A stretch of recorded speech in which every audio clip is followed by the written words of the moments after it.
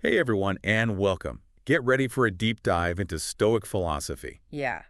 Stoicism. It's not about wearing togas or anything like that. Definitely not. We're talking about practical tools to deal with life's chaos, no matter what's going on. Exactly. And the best part, it actually works. It really does. Our guide for today is The Obstacle is the Way by Ryan Holiday. He breaks down how some seriously impressive people use Stoic principles to overcome huge obstacles. We're talking turning trials into triumphs. Think, turning those tough times into wins. And who doesn't want that, right? For sure. It's amazing how this ancient philosophy fits perfectly with today's world. You know, that feeling of being overwhelmed by things we can't control. Oh, absolutely. Yeah. And that feeling of overwhelm is the perfect place to start our deep dive. Because for the Stoics, it all starts with perception. It's huge, right? We can't always control what happens, but we can control how we react. It's like that quote, "The mind is everything. What you think you become." And John D. Rockefeller, he's a perfect example of this. Oh yeah, Rockefeller. The guy was a legend. He lived through not one but two major financial panics in the U.S. Most people would freak out, but not Rockefeller. What's incredible is he stayed so calm in all that chaos. Seriously, everyone else is losing their minds, and Rockefeller sees opportunity. Where others saw disaster, he saw his chance. That's so stoic. He didn't ignore the negative, but he looked for the good, the opportunity in it. So how can you apply this? Think about a recent challenge you faced. Could you have seen it differently? Could it have been an opportunity disguised as a problem? It's like the Stoics would ask, okay, this happened, now what? How can I use this to my advantage? What's the lesson here? Such a powerful question. Instead of getting stuck in the negative, we can actively look for the good. Totally. But it's not enough to just think about it. The Stoics were all about action, even when it's tough. And trust me, sometimes it is really tough. It reminds me of that saying, an ounce of action is worth a pound of theory. I like that. And to really understand this, let's talk about Demosthenes. This guy had, well, a rough start. That's putting it lightly. He had a severe speech impediment, lost his dad young, and then got cheated out of his inheritance. Talking about obstacles, right? It's like he hit every obstacle course hurdle right out of the gate. Right. But get this, instead of giving up, Demosthenes took action. He designed this super intense training regimen for himself. What, like hitting the gym? Kind of. We're talking practicing speeches with pebbles in his mouth, reciting while running uphill. I mean, talk about dedication. Wow, that's hardcore. I can barely walk and talk at the same time. But seriously, that's amazing. It really is. And it worked. He went on to become one of the greatest speakers in history, totally flipped the script on his obstacle. That's the power of action right there. So we can't just think about overcoming obstacles. We have to take those steps, however small, to move forward. 100%. The Stoics were all about action. It's like you're facing a wall. You can stare at it all day, but it's not going to magically disappear. You have to chip away at it, brick by brick. Love that analogy. You've got to make the effort to push through that challenge. But it's also about realizing that real progress takes time. Right, it's a process, not a magic trick. Exactly. We need to be patient and persistent. We'll probably hit some roadblocks along the way. The important thing is not letting those setbacks derail us. Embrace the journey, setbacks and all. Makes me think of Ulysses S. Grant and his Vicksburg campaign during the Civil War. Talk about persistence. Oh, absolutely. A perfect example of never giving up. This guy has spent months trying to break through the city's defenses, dealing with failure after failure. But Grant, he never gave up. He kept adapting, learning from each setback, and ultimately achieved a huge victory. It's like that famous Thomas Edison quote, I haven't failed, I've just found 10,000 ways that won't work. Right. Setbacks aren't the end, they're just part of the journey. They're like guideposts pointing us in a new direction.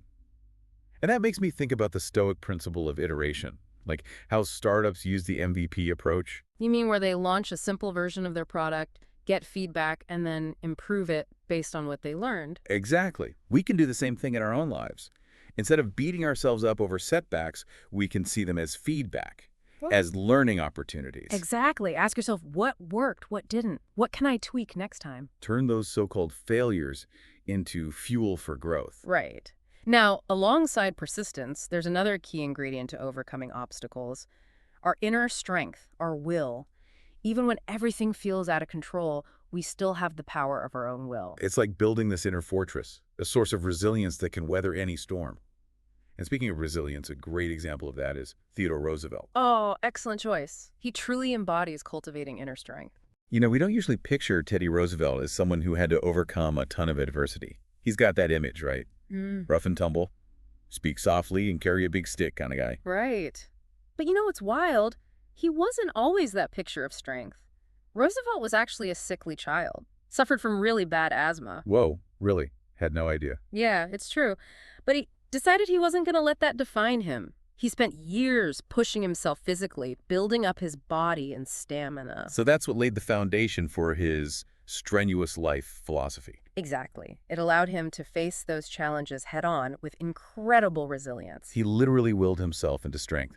Talk about building that inner citadel. Right. He's like the embodiment of that Stoic principle. It's about recognizing we all have that inner strength, that will, and we can actually cultivate it through practice and preparation. So it's not just about facing whatever life throws at us. It's about getting ourselves ready, mentally and emotionally, to face those challenges. We can't always control what happens, but we can control how we respond. Which I think leads us to one of the most powerful Stoic concepts. Get ready for it.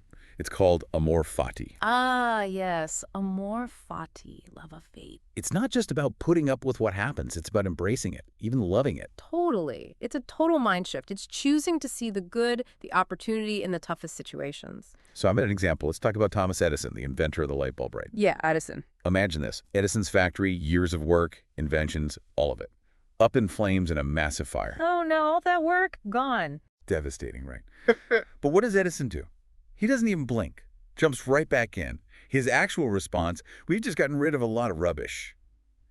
And he immediately started rebuilding. Get out of town. That's amazing. Talk about amor fati in action. Right. He saw that fire not as a failure, but as a fresh start. A chance to rebuild even better. Literally turned ashes into opportunity. That's amor fati.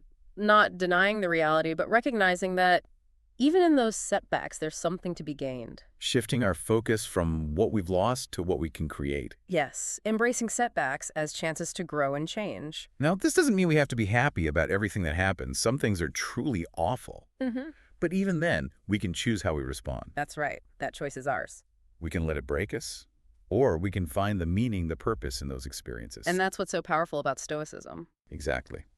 And speaking of powerful Stoic ideas, there's one more I want to leave you with. Memento mori. Memento mori. Remember, you are mortal. Might sound a bit morbid, but it's actually pretty empowering.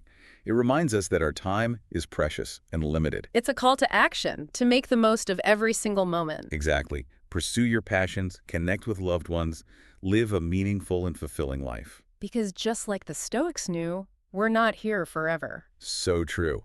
Well, that's our deep dive for today. Big thanks to our expert for breaking down Stoicism with us. My pleasure. And to everyone listening, get out there, embrace those obstacles. Use them to grow, to learn, to become the best version of you. You've got the power to turn any obstacle into a stepping stone. Thanks for joining us.